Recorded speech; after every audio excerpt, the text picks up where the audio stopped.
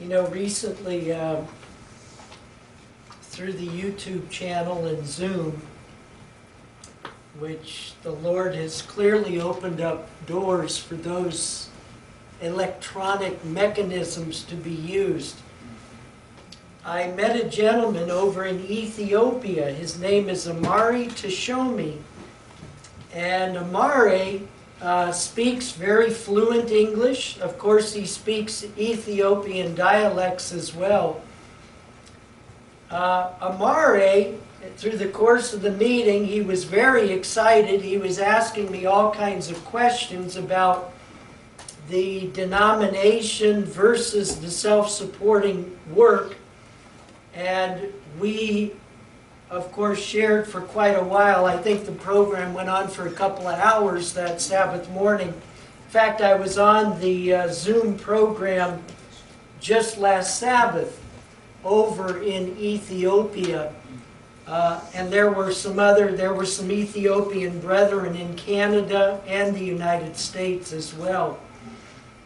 But Amari, you know, over in Africa, folks, I've had countless Seventh-day Adventists in Africa tell me that at the Adventist bookstores, the books are too expensive. The people can't get the Great Controversy. They can't read the Desire of Ages because they can't afford them. They go to the Adventist Book Center and they're told that the Great Controversy costs maybe a day's worth of food. Well, come on. Are folk going to deprive their family of food to get a book? I don't think so. Oh, I need to fix my mic. All right, is that good? Okay. So, I've had so many people tell me, I have contacts over in Malawi, and recently we sent over a couple of hundred Bibles. We didn't send them over. What we did was we sent money to the Bible Society of Malawi. And just yesterday I got 2 or 3 letters from folks in Malawi, and they said, "We are so grateful that you sent money to the Bible Society of Malawi because we can't afford to have a Bible in Malawi.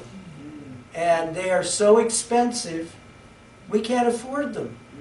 Well, folks, that is going on all over Africa. The people cannot afford the books, the Bibles, and so that just puts an even greater amount of impetus on folk like ourselves to say, hey, I'm going to send as many books as I can.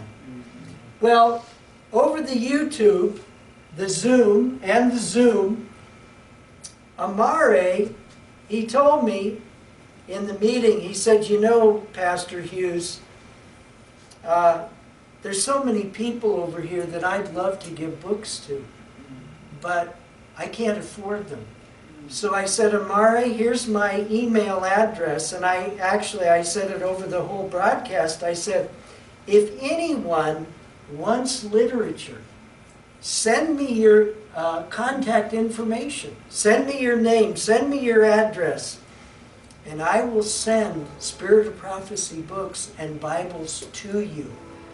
Well, folks, just last Sabbath, Amari told me, he said, "You know, Pastor Bill, from the literature that you have sent to me," he said, I have opened up a library in Ethiopia so that people can come, check out books, read them, study them, bring them back, and so I can continue to share these materials with people in Ethiopia.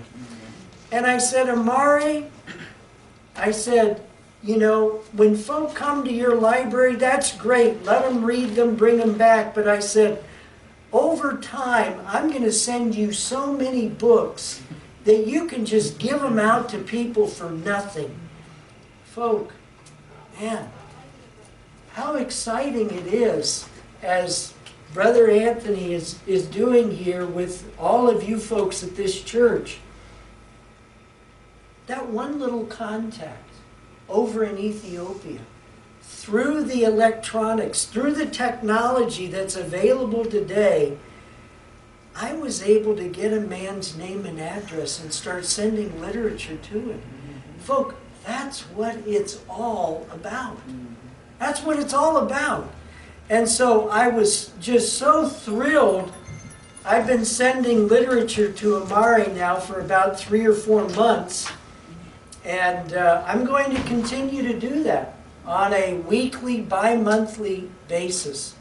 Another church group in South Africa, they were a part of the denomination here for, since their birth. Well, here in about the last 4 to 6 months, this gentleman emailed me. His name was, what was it? Sonny. His name was Sonny Boy. I thought, that's an interesting name. But anyway, that's his name, Sonny Boy Nafalo. And Sonny Boy told me that he has a number of people in South Africa. He knows many people throughout the continent of Africa. He also knows people in the Caribbean islands. Sonny Boy wrote to me and he said, "We have seen you on the YouTube. We have been richly blessed by the meetings that you have held, and we have become self-supporting groups here in South Africa. And not only in South Africa, but in the entire continent of Africa because of all his different contacts, plus people in the islands. Folk, all because of the YouTube. Now I am sending boxes and boxes of literature to Sonny Boy Nafalo in South Africa. Why? Because of YouTube. That was the mechanism the Lord used for me to come in contact with that gentleman. Folk, as you here proceed with the YouTube and Zoom and live streaming, you are going to make contacts with people all over the world. And these are going to be people that will thank you for what you've done. They will, if you make that available, they will request literature. Folk, this is awesome what you guys are doing here. And as I asked in prayer this morning for Brother Anthony, I called him Brother Andy for a long time, but I'm gonna change over gradually, Sister Deb. So if I call him Brother Andy, you forgive me for that. But folk, support Brother Anthony in this venture. Say, Brother Anthony, what can I do? What can I do to help you in this project? It's not, folk, just about technology. It's about sharing what talents we have. I know some of you have talents with sharing health messages. Get those on that channel, because there's so many people that want to hear those things. So do what you can. Uphold, lift up his arms in this global project. That's what it is. It's not, it's like what we read in Revelation 14. Let's see if we can hear a modern translation of Revelation 14. Okay, are you guys ready for it? A lot of folk, this is their mindset. I saw another angel fly in the midst of heaven, having the everlasting gospel to preach to those that are in High Point and Archdale, North Carolina. Now, is that what your Bible says, Brother Kevin? Is that what your Bible says? Is that how far the everlasting gospel is to go? Is it only to go to Archdale and High Point, Brother Dennis? No. The Bible doesn't say that, does it? The Bible says to preach unto them that dwell on the earth, to every nation, every kindred, every tongue. and every person. And through the technology that Brother Anthony is unleashing here at Believers of Truth, you can do that. You can do that. So gather to him, help him, encourage him, and push this forward, friends. This is huge, what you guys are doing. It's wonderful. It's wonderful. Now, you say, well, does that negate the other folks? Of course it doesn't. You've got folk in your midst where Brother Kevin is sitting back in the corner, where Sister McCoy is sitting back there near him. There used to be an elderly couple that used to sit back there. And what were their names? Do you remember? The Spencers. Brother and Sister Spencer. And they drive 2 hours one way to come to church and 2 hours back home. Well, I was told, Brother Anthony told me that Brother Spencer can't drive that far anymore. Sister Spencer can't drive that far anymore. So what are they going to do?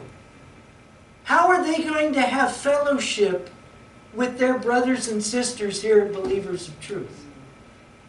You get the live stream on, they can see you here. They can say, hey, I see you. They can send you text messages. During the service, they can say, hey, Brother Ben, it's wonderful to see you. I haven't seen you in a while. Folk, it's a way to interact when folk can't get out. It's fantastic. It's fantastic. You know, Brother Keith and Sister Roxy, they normally are sitting where Brother Weaver is. They're not here today. Why aren't they? They're not feeling well. So are they not going to get a Sabbath day blessing by interacting and fellowshipping with their brothers and sisters at Believers of Truth? They can watch it on live stream. They can see, they can hear the voices, they can hear Brother Ben pray. You know, they can hear Sister Deb give the announcements. They can hear the children's story with Sister Bethay. You see, folk, it's a glue. It's an Elmer's glue situation. And that's what YouTube and live stream does. You know, there's a group in South Florida called the Remnant of Her Seed. Brother Sinclair, Wayne Sinclair, great man. I just love him. Brother Wayne Sinclair.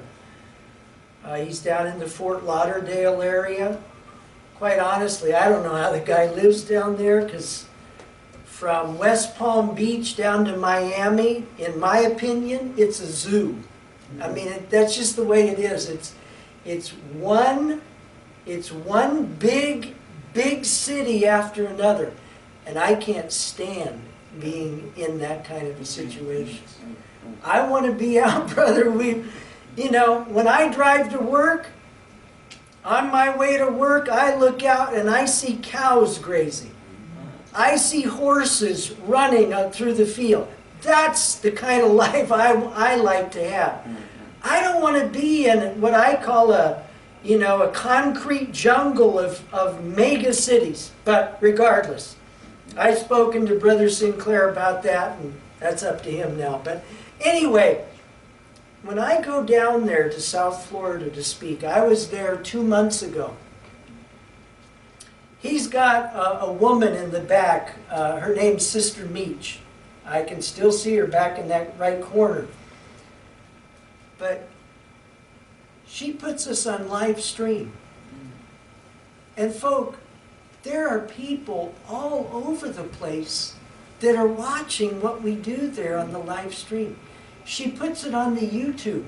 And during the afternoon time, when we're having a Q&A, like we will this afternoon, through this technology, there are people that will write in questions.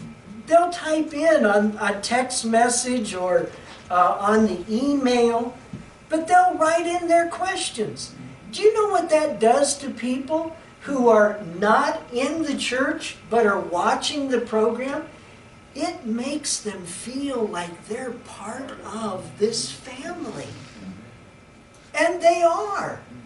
And so, you know, during the course of the afternoon, folk will be raising their hand, and then Sister Meach back in the corner, she'll say, "Hey, Pastor Bill, I've got a question from my email." And she'll ask the question. And it will be from somebody that was tuned in. So folk, again, it's like glue. It brings people together. And it's awesome. It's awesome. So again, you guys stand with Brother Anthony as he seeks to use the technology available today to carry the messages of Revelation 14, not to High Point, not to Archdale, but to every nation, kindred, tongue, and people. Okay? So let's stand with Brother Anthony in that pursuit. I think it's absolutely, it's absolutely fantastic. Fantastic. All right. The morning sermon. Not worth a nickel. What's this all about?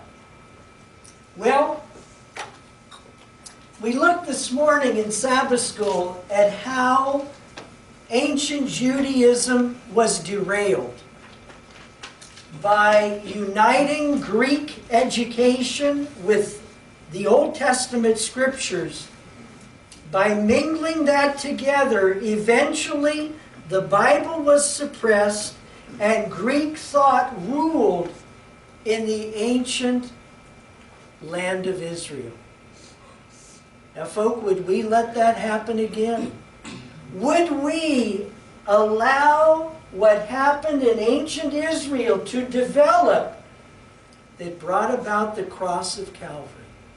Well, friends, I'm going to tell you here this morning, the reason we are here today in a self-supporting church is because that very thing has happened amongst us as Seventh-day Adventists. And the great bulk of this 20 million plus denomination that we call Seventh-day Adventism today, they are preparing, because of their uniting the Bible with worldly education. The Seventh-day Adventist denomination today is preparing to reject the Messiah when he comes the second time. And you say, well, prove that. Well, I'm glad you asked. Because that's exactly what I plan to do, is to show you how that has happened in Seventh-day Adventism. We go all the way back to the early 1880s, 1890s, into the 1900s. There was a place called Battle Creek Sanitarium. It was in Battle Creek, Michigan. Battle Creek Sanitarium was known, friends, all over America. In fact, it was known in greater parts of the world as well.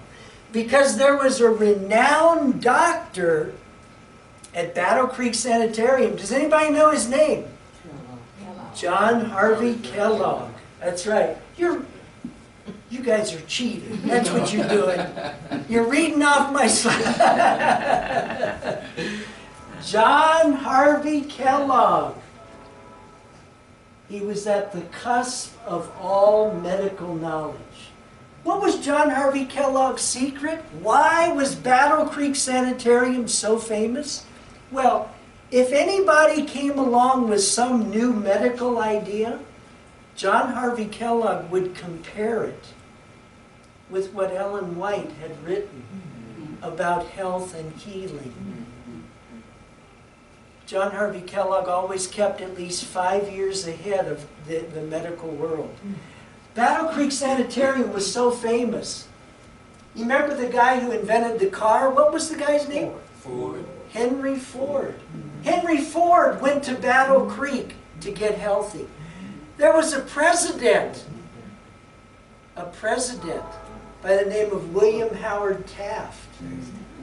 Went to Battle Creek, friends, to get healthy. Harvey Firestone, the Firestone tire magnate. Charles Goodyear. These famous people, Thomas Edison, they would go to Battle Creek Sanitarium. Why? Because people were being naturally healed by the methods used by John Harvey Kellogg. He taught the 8 laws of health. He taught a vegetarian diet. He taught the use of water in healing through fomentations, through hot and cold, through drinking water, through keeping your body clean by daily baths. John Harvey Kellogg believed that diet, water, getting good amounts of sleep at night, exercise, a word that so often in so many circles today is a bad word.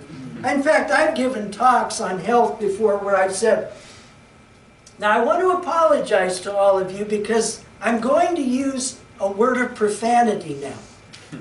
You know, and everybody goes, oh wow, the pastor's going to swear? And then I say, the word that's profane is exercise. Folks, you know, we don't exercise. We think if we saunter out to our mailbox to get our mail, that we've gotten our daily exercise. You know, that's a big joke. That's a joke. We've got to get our heart rate up to at least twice our resting heart rate. So if you wake up in the morning and you stick that little thing on your index finger and you press the button and it says your resting heart rate is like 60 beats a minute, then folk, at least 4 times a week, we should get our heart rate up to at least 120. At least. And we should get our heart rate going so that through the course of our exercise, we have sweat coming down our temples. Our shirt is changing color because we're actually sweating. That's what we need to be doing, because the whole point of exercise is to get the blood flowing through our system, for our blood to be cleaned of its toxins, so that then through our pores, through our sweat, that toxicity is going out of our body, so that our body becomes healthy, our mind becomes clear. That's what John Harvey Kellogg was teaching at Battle Creek Sanitarium.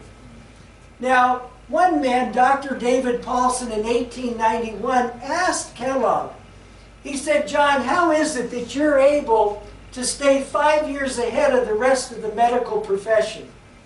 Well, Kellogg said this to Paulson. If something new was advocated, he instantly adopted it if, now here's the big if, from his knowledge of Ellen White's writings, it was sound. When other physicians finally accepted it after slowly feeling their way, Kellogg had a 5-year head start. He was 5 years ahead of them. On the other hand, Kellogg rejected some of the new medical fads because they didn't measure up to the light given Mrs. White. When other doctors finally discovered their mistake, they wondered why Kellogg had not been caught as they had. That's from a book by Richard Schaefer called Legacy, page 60. Folk, that's our only defense today. I mean, you've got, I know since becoming a vegetarian some 40-odd years ago, there's been that famous thing called the Atkins diet. How many of you have heard of the Atkins diet? Anybody? All right, how about everybody? All of us have. And what was Atkins' idea? He said, to be healthy, you need to eat a predominantly meat diet. Is that the thing to do? No. Well, the Bible, Ellen White, very clearly show that the best diet for man is a vegetarian diet. We weren't made to eat flesh food. You look at our teeth. I know when I was over in Kenya, quite a number of years ago now, I was preaching out underneath this very large tree. This was in Kilgoris, Kenya. Kilgoris, Kenya, a small town right near Lake Victoria. So I'm out underneath this tree, and within 10 feet of where I was talking, there were about a half a dozen large cows. And so I looked at the people who were all, in fact, the one tribe where I was speaking, they were called Maasai, the Maasai tribe of Western Kenya. Many of them would drink blood from the animals. That was a common occurrence. Oh yeah, sister. They would drink blood. And so I looked at the folks. I knew that ahead of time. So I looked at them and I was talking to them about health, and I said, look at those cows. Look how healthy and strong they are. I said, do they eat other animals? And through the translator, I'm watching the people and they're going, cows don't eat other animals. I said, why don't they? And so the people kind of stare at me like, well, I don't know. And I said, have you ever looked in a cow's mouth? A cow has flat teeth. They have flat teeth that grinds food. They don't have those jagged teeth like a lion or a cougar does for tearing of flesh. I said, now run your hand along your teeth. So all the people there at the meeting, they're running their hands along their teeth. And I said, do you have sharp teeth or do you have flat teeth? Well, they said, we have flat teeth. I said, you have teeth just like the cow. We were made to grind food, not to tear it. I think some of them became vegetarians on the spot. But folk, how can we know that some new fad that's out there is wrong? How can we know that? We line it up. Ellen White says this. Ellen White says a vegetarian diet. This is the best thing. This is what we were built to eat. We can stay so far ahead of all the foolish fads of today. I remember when I became a Seventh-day Adventist, I had different family members who would eat several times a day. They would start with breakfast in the morning. In fact, this was my diet for the first 18, 19 years of my life. I'd have breakfast in the morning. I'd have bacon and eggs and toast. Middle of the morning, around 10 o'clock, I'd have a snack. Typically, it would be a donut and milk. Oh, yeah. Yeah, you ain't heard nothing yet. At lunchtime, I'd have my bologna sandwich with some Laura Scudder's potato chips, some cookies, and maybe a banana or an apple. When I got home, middle of the afternoon, my mom would have ready for me right there at the table a plate of cookies and a glass of milk. By supper time at about 5:30 or 6 o'clock, I'd have a hamburger or some chicken that my dad had fried on the barbecue, maybe some pork hot dogs with potato salad. And then before I'd go to bed around 8 or 9 o'clock, Sister Caldonia, I'd have a great big bowl of sunflower seeds while I'm watching the baseball game on TV. Folk, I was heading for doomsday. Yeah. Wow. By the time I was 17 years old, I remember that the name of the restaurant was called La Hacienda. I went out, I had a prime rib steak. I went home, I was an athlete. In fact, to tell you how sports ran in my family, folks, my brother, my older brother, this summer is going to be inducted into the Baseball Hall of Fame in Cooperstown, New York, as a broadcaster. Folk, we were athletes from the time we were 3 or 4 years old. We lived and breathed sports. I would run 5 miles a day. That's why I've got this bad limp, because I've destroyed the gel that used to be in this hip from constantly pounding the pavement. I loved running long distance. I loved it. 5 miles a day. Well, after eating a steak, I lay down in my bed and all of a sudden I'm gasping because I can't breathe. And I'm going, I am 17 years old and I can't breathe. What's wrong with me? What's wrong with me? I had a horrible diet. I was eating meat every meal of the day. I was eating 6 or 7 times a day. I was destroying my life. Folk, when I read what Ellen White said about don't eat between meals, don't eat just before you go to bed, what a blessing that was. What a blessing. I give my body a chance to rest between meals. My stomach has a chance, after it digests my food, to take a break. And then I can sleep good at night because I'm not eating ice cream and sunflower seeds and cookies before I go to bed.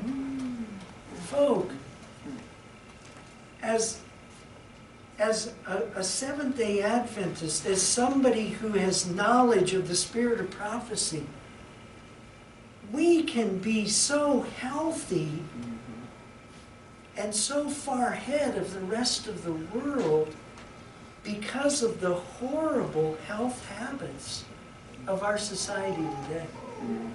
So, Kellogg and the Seventh-day Adventists at the turn of the century were far along in front of the rest of the world. But something started to happen at Battle Creek. John Harvey Kellogg began to get the idea that he was somebody. And that, friend, always dictates disaster. Because the Bible says in Galatians chapter 6 and verse 3, it says, "For when a man thinks that he is something, when he is nothing, he deceives himself." That's self-deception, folks. Well, John Harvey Kellogg started to think, William Howard Taft and Thomas Edison and Henry Ford and Goodyear and all these other famous people are coming to sit at his feet, did something to his head. So when the Battle Creek Sanitarium burnt down in 1902, plans to rebuild it, John Harvey Kellogg was asked, will you write a book to help fund the rebuilding of the sanitarium? Well, Kellogg said, sure. So he wrote a book, and does anybody know the name of the book? Anybody know the name of the book? Caledonia? Okay, you don't. Okay, anybody? He wrote a book called The Living temple. The living temple. And in that book, he espoused the ideas of pantheism. Now, what is pantheism? Well, pantheism says that God is in that pulpit, God is in that chair, God is in that camera, He's in the trees outside, He's in the grass in the backyard, and He's in you, and He's in me. God's everywhere. That's what John Harvey Kellogg said. That's pantheism. And in his pantheistic teachings, Kellogg had done away with the heavenly sanctuary. He had done away with the need for a Savior. He had done away with the need for angels going back and forth from earth to heaven. Because God was everywhere. Why do I need angels to help me if God's in me and He's in you? Very dangerous stuff, folk. And John Harvey Kellogg got the idea because, see, the Battle Creek Sanitarium, the charter for the sanitarium, needed to be renewed every 30 years. So in the early 1900s, the charter needed to be renewed. Well, John Harvey Kellogg got this thought in his mind. He said, I don't need Adventism anymore. I don't need Ellen White anymore. I'm good enough because I'm John Harvey Kellogg. I'm a famous doctor. So John Harvey Kellogg got a group of lawyers. He said, gentlemen, I want us to write a new charter for the Battle Creek Sanitarium.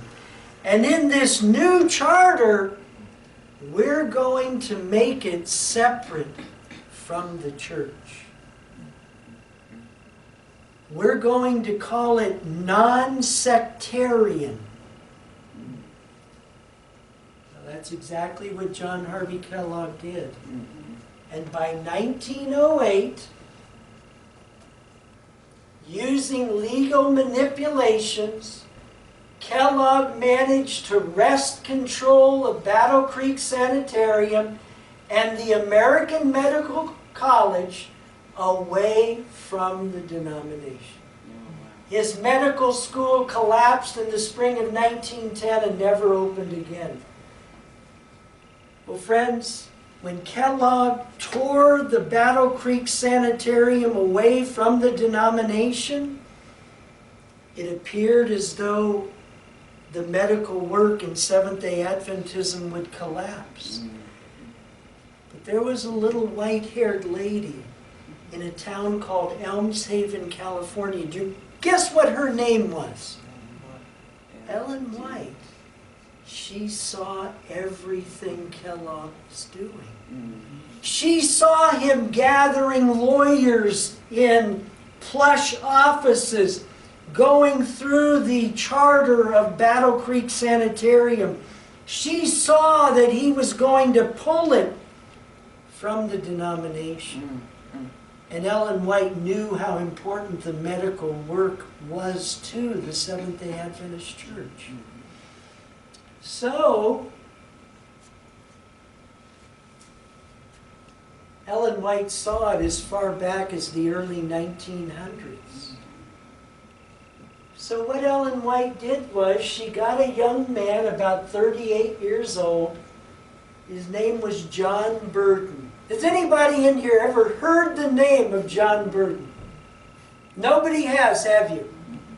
No. How many of you have ever heard of A.G. Daniels? Some of you have heard of him, haven't you? Yeah.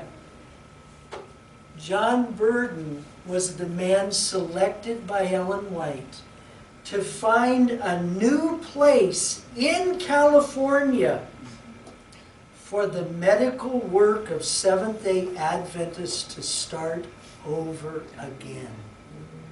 Because Ellen White saw what was going to happen to Battle Creek. So she commissioned John Burden. She said, John, I want you to go all over Southern California, and I want you to find buildings with lots of acreage where we can start the medical missionary work for Seventh-day Adventists. So John Burden found places like National City in 1904. That's right near San Diego. Paradise Valley in the similar area. Glendale near Los Angeles. But Ellen White said, there's another place that God has shown me where we will establish the medical work among Seventh-day Adventists. And it was way east of Los Angeles in an area called the Beautiful Hill. We don't know it by that name, though. We know it by another name. Loma Linda. Loma Linda. There was a hotel right there at Loma Linda near San Bernardino, California. The original owners of the property had gone into bankruptcy. The property and its extensive acreage had been purchased by a group of Los Angeles businessmen and doctors who wanted to develop it as a health resort. But by the early 1900s, it was going into bankruptcy. And Ellen White told John Burden, that's the place we need to get. So Loma Linda was purchased. John Burden was the man that God raised up. And it was going to be at Loma Linda where the blueprint plan for the Adventist medical work, as the Spirit of Prophecy had outlined it, it was going to be at Loma Linda where young men and women would be trained in the 8 laws of health, in basic medical procedures, in hydrotherapy, and in the 3 angels' messages. And these young men and women from Loma Linda would then go throughout the world as medical missionaries. That was the way it started. You see, folks, Seventh-day Adventist hospitals, sanitariums, they were never, ever to be designed for people to come there to get chemotherapy. Seventh-day Adventist hospitals and sanitariums were never to be places where people were to go to get their legs amputated. Seventh-day Adventist sanitariums were never to be places where people were to go to be filled with drugs. That was never the way it was supposed to be. That was the way the world did it. And those worldly hospitals serve purposes, because sometimes people have so abused the 8 laws of health. Sometimes people do need to be amputated. Sometimes people do need to go to extremes because they have so damaged their health. Well, John Burden, S.N. Haskell, Ellen White start Loma Linda 1905, 1906, 1907, and young men and women are being trained and being sent out throughout the world to be medical missionaries. But there were some people at the General Conference that were afraid. They said, there's something wrong at Loma Linda. We've got to make it like all the worldly hospitals. That was bad news. In October of 1907, 8 years before Ellen White died, in spite of all of her counsel to the contrary. People met in 1907 at Loma Linda to decide the future of the College of Medical Evangelists. See, that's what Loma Linda was first called. Did you know that? It was called the College of Medical Evangelists. It wasn't called Loma Linda.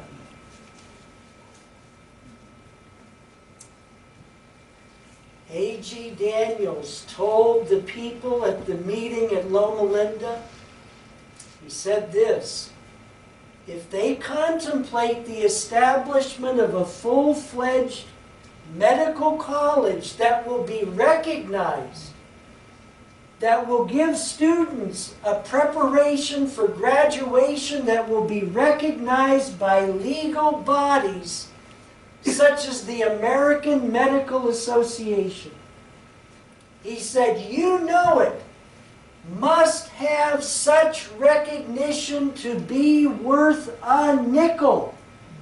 What was A.G. Daniels saying? He was saying this, friends. If Loma Linda is going to be a good hospital, it must be approved by the AMA. It must meet all the requirements of the AMA. Folks, John Burden and Ellen White said no. A.G. Daniels said yes, we've got to get it approved by the American Medical Association. Do you know what that would mean? Well, let me ask you. All of us, I think, you've been in Seventh-day Adventist churches. Have you ever noticed that once a quarter or twice a year, the offering goes to Loma Linda? Have you noticed that? You noticed that, didn't you? Do you know why that is, friend? Because Loma Linda and A.G. Daniels decided they were going to become accredited by the American Medical Association. And that costs millions upon millions of dollars. Why? Well, the AMA comes along, they visit Loma Linda, and they say, you need a bigger library. So they have to buy all the materials to build a larger library. You've got to add more books. So they have to add all these books.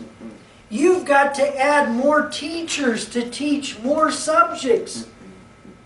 Teachers have to be paid, don't they? Loma Linda came under terrible debt. John Burden, whom Ellen White had said was led by God, was gradually pushed out from Loma Linda. A.G. Daniels and the denomination had made Loma Linda into a cash cow.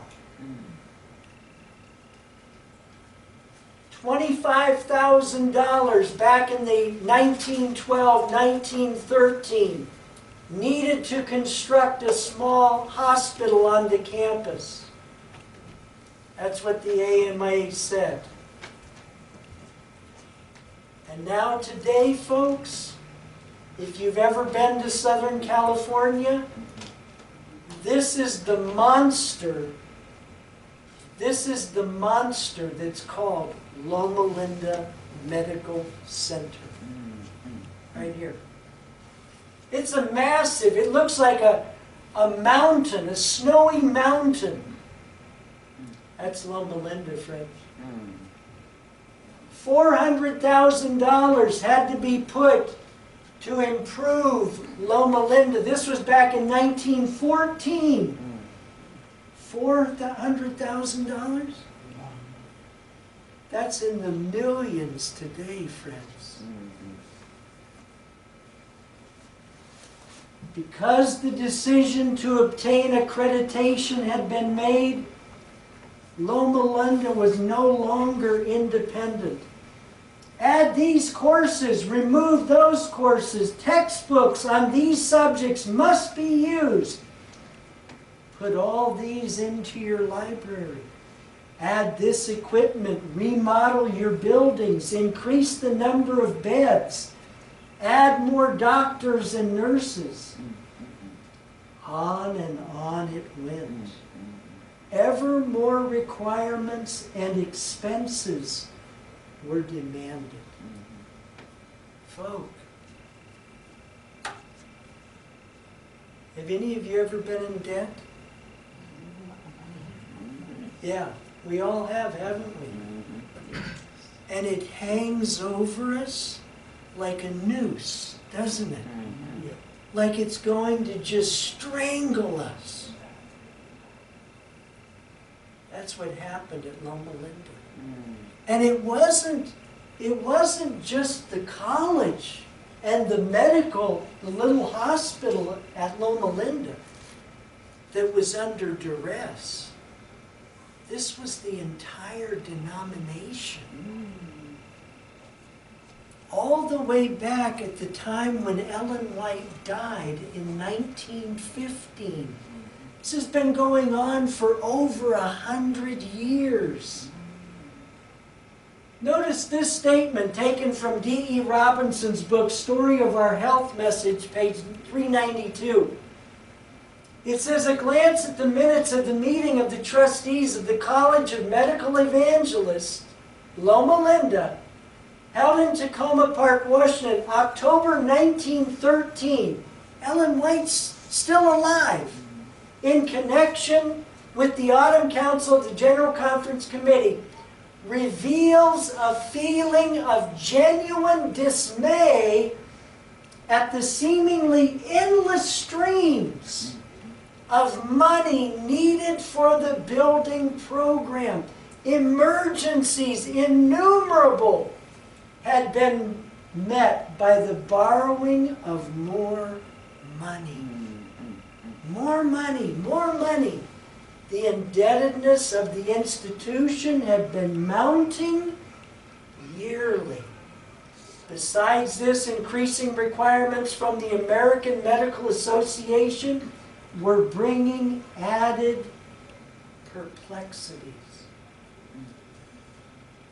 Why, in the Adventist Church today, we're going to take up an offering today for Loma Linda. The debt, friends, is enormous. Because Loma Linda and A.G. Daniels determined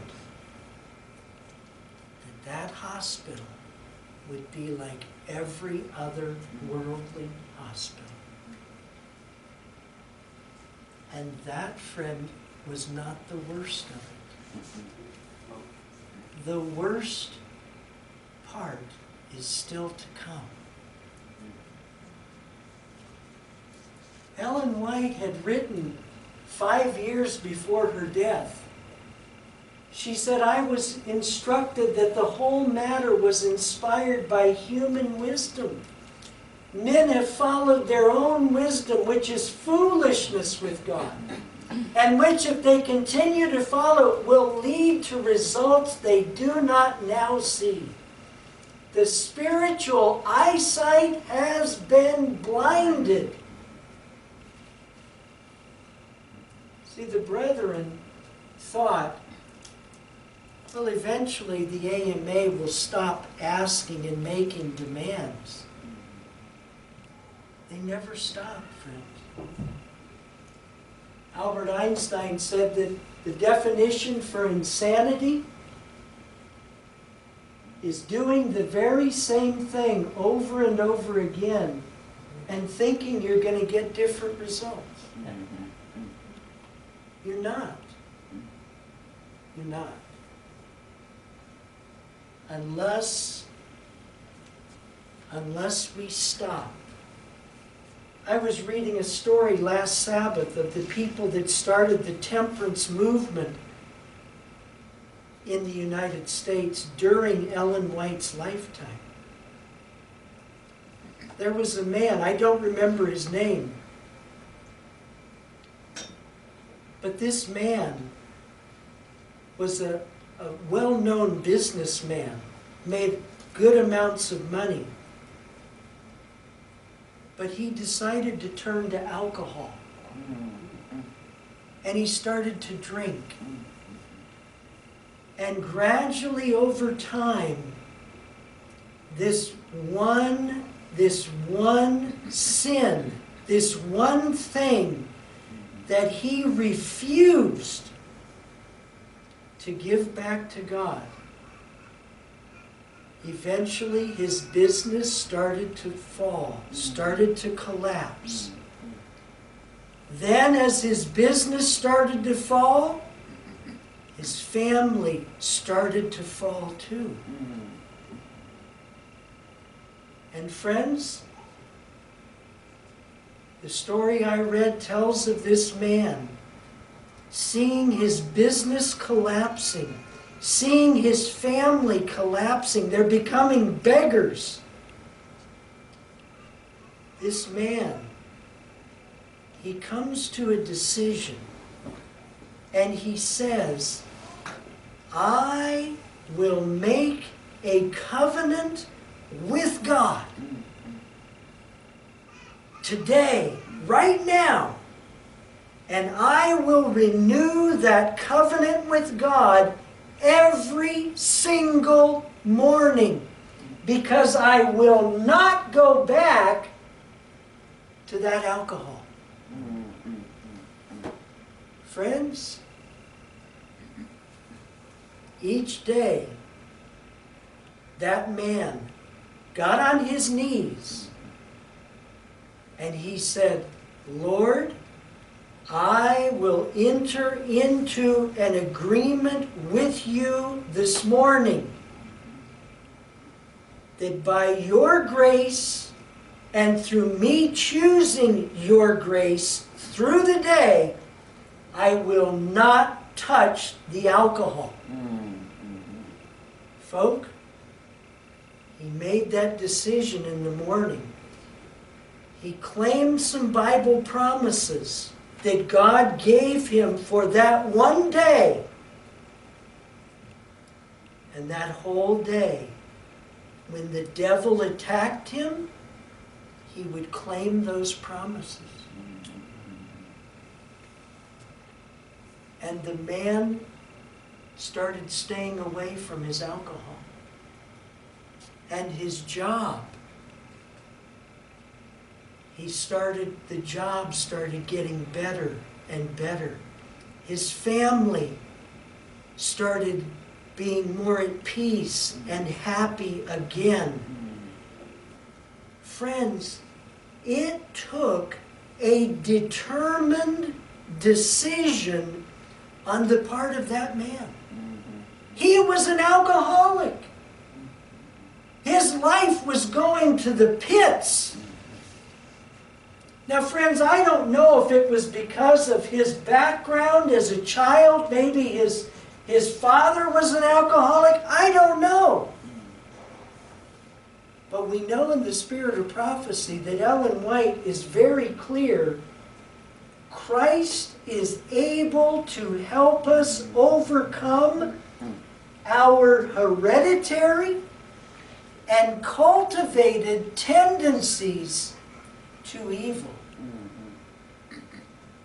Now the question is, will we stop the avalanche?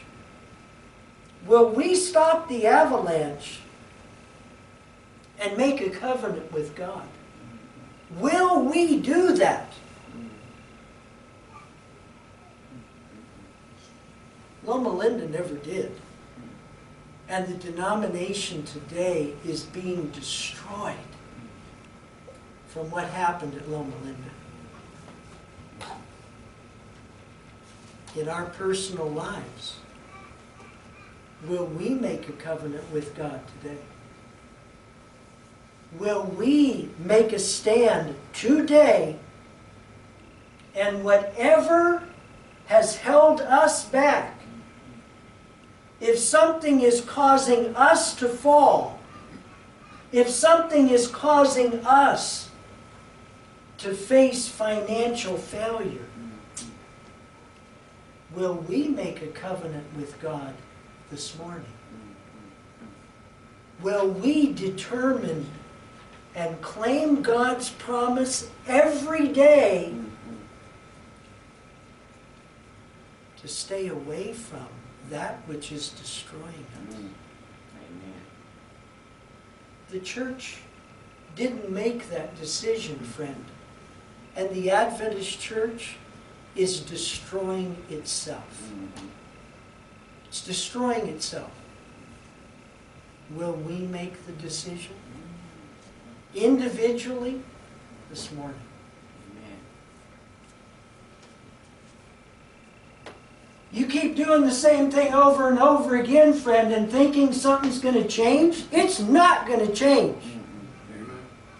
There has to be a divine intervention to take place. Ellen White sought to do it at Loma Linda. The denomination would not hear. Will we hear today?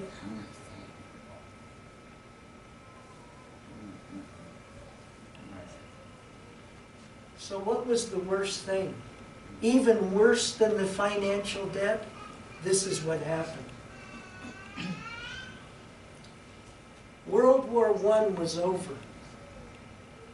The American Medical Association told Loma Linda the only people that can come to your school have to come from accredited colleges. And what does that mean? That means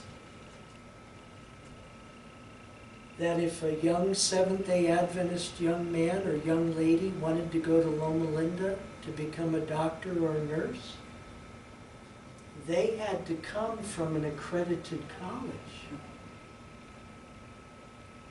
So what did that mean then? That meant that every Seventh-day Adventist college had to become accredited. So that every Seventh-day Adventist educator, they had to go out and get master's degrees. They had to go out and get doctorate degrees. And where did they have to go to get those degrees? Where? Worldly colleges. They had to go to Chapel Hill, to UNC. They had to go to California, to Southern Cal, or to UCLA. They had to go to Florida to go to the University of Florida or the U in Miami. And what would Adventist educators, what would they learn in those worldly schools? What would they learn? Would they learn the three angels' messages? Would they learn about the power of God unto salvation through Jesus Christ? No. What would they learn, friends? What's that? Spiritualism. They'd learn spiritualism.